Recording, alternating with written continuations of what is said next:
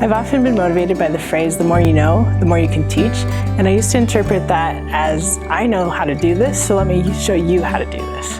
But since starting my MET program at Boise State, I've realized that the more I know, the more effectively I can teach, and the more my students can learn, and the more effective learning experiences I can create for them. This need for knowledge is emphasized by the AECT Standard 1, Content Knowledge. The standard states that individuals should demonstrate the knowledge necessary to create, use, assess, and manage theoretical and practical applications of educational technologies and processes. That knowledge helps me in creating different media, and not just creating something because it's visually appealing, but because it's purposeful and works within a whole system and organizes information for the learner, like the card game I created for EdTech 506, which helps learners gain a skill set for answering that all-important question of what's for dinner. To create effective experiences for learners, I have to select different tools for different purposes. I came into the program with a background in communication and graphic design, and that allowed me to apply my skills in programs like the Adobe Suite to create components for instructional media, like the background for this EdTech 501 presentation about makerspaces, which provided custom and controlled context for discussing the benefit of this kind of learning environment. The project is also an example of how my experience in the MET program exposed me to a wide variety of web-based tools that were used for creating visuals, scheduling, providing feedback, and surveying. But just like I explained in this infographic I designed and illustrated that discusses the AECT definition of educational technology, different tasks require different tools or vehicles. This program has given me the skills I need to access and utilize tools for the creation and organization of content, as well as the skills to assess if tools help me use resources more effectively and contribute to better learner outcomes, or if the tool is merely a distraction. I learned to assess these tools and their application through theoretical and practical situations.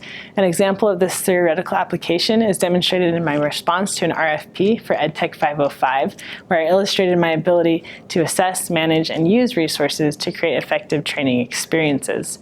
Practical application of these tools is evident in the materials and presentations I now create for my students and for my organization. AECT Standard 2 invites us to develop as reflective practitioners able to demonstrate effective implementation of educational technologies and processes based on contemporary content and pedagogy. One of my artifacts that demonstrates this is a mobile app I created for EdTech 534 that demonstrates my ability to create, use, and manage content to create effective learning experiences. I designed the app Listen Up to help connect learners with relevant information and tools in context as they work to make meaningful connections with others. The app introduces students to principles of how to make friends, and different activities in the app then help the students practice and apply those principles individually and with their peers. The instructional design document I developed for EdTech 503 creates flexible and diverse learning environments that can be managed by the instructor and adapted to the needs of students. The lesson plan highlights a family history app that helps students document and view family memories, such as photographs, stories, and documents. The instructional design takes into account that the students participating in a lesson like this will have various levels of expertise with technology and with family history experience, and makes recommendations for constructing relevant and effective learning experiences for this variety of students. I created a design document that demonstrates the use of the ADDIE model. It uses assessment tools such as Google Forms to understand and evaluate the learner needs. For EdTech 533, I evaluated how vlogging could be used in education. I saw its potential to create impactful learning experiences for students.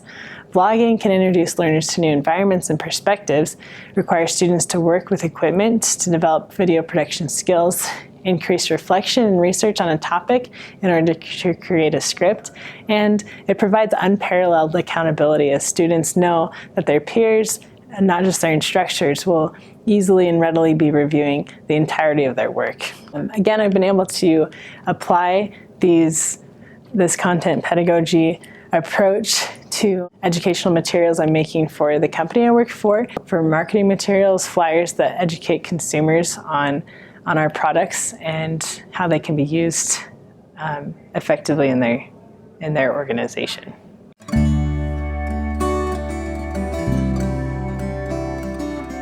My grandma went to school in a 2-room schoolhouse called Prairie Flower School. And in some ways, that country schoolhouse could have appeared limited in its ability to impact students, but it was a haven for my grandma. And it created a learning environment where she could thrive. Over the last few decades, the tools available for transforming a classroom and providing education have grown exponentially. The third standard, articulated by the AECT, encourages EdTech professionals to facilitate learning by creating, using, evaluating, and managing effective learning environments. I was able to use some of these technologies to experience and create learning environments where students click through self-paced instruction to learn new concepts, speak with peers across different time zones, explore national parks on 360-degree video tours, and listen to experts while seeing them in context discussing their professions. Not one of these tools is a standalone solution. These environments need to be tailored to the instructional objectives and to learner needs. In EdTech 503, I was able to assess learner needs through a Google Forms survey. Through these responses, I was better able to design instruction that accommodated students with different experiences, technologies, skills, and attitudes. Through my EdTech 505 course, I learned to better evaluate the implementation and use of an organization's internet portal. I worked with subject matter experts and stakeholders to identify the objectives of the portal and assess how effective this employee learning environment was in meeting those needs. This program has made me more aware of the diversity of learners and increased my ability and desire to create and use learning environments that are accessible. While I admit that there's much room for improvement, I'm impressed by the tools that help content and media be more accessible. I learned to better prepare websites and digital media for visually impaired learners through important details such as alt text, contrast, and video transcripts, such as these artifacts that I created for 502 and for EdTech 533. Amid all the excitement about new tools from personalized learning and mobile apps to robotics and augmented reality, I find it's important to revisit the simplicity of Prairie Flower School and ensure that I'm creating environments where students feel welcome, empowered, and ready to learn. AECT Standard 4 states that we should design, develop, implement, and evaluate technology-rich learning environments within a supportive community of practice.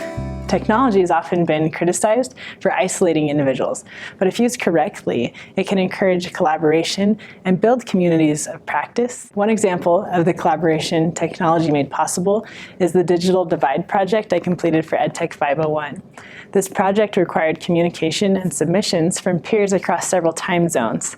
We had a video chat meeting where we discussed responsibilities and project concepts, and we coordinated through email and messaging applications. Each group member added their voice recordings and content to a single presentation, and the final artifact displays as a click-through video. And it's prepared me for the work I do now, which collaborates with employees across the country. Another notable project for this program is the course I developed for EdTech 522.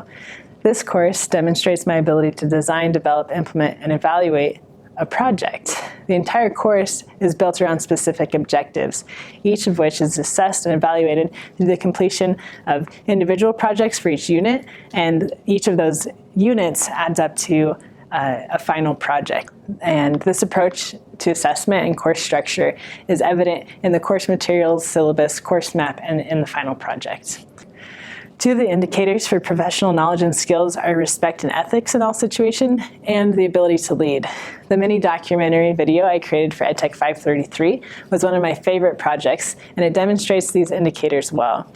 I wanted to promote an interest in the services provided in our society. I wanted to work in tandem with the individuals providing those services and to get footage in public places with the permission of those in authority to give it.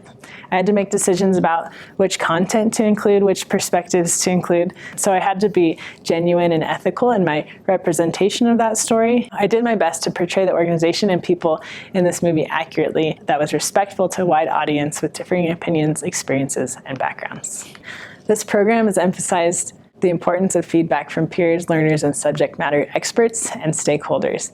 The information from these groups allows me to refine my strategies and use of technology to improve my design for the benefit of my practice, the organizations I work for, and ultimately learners.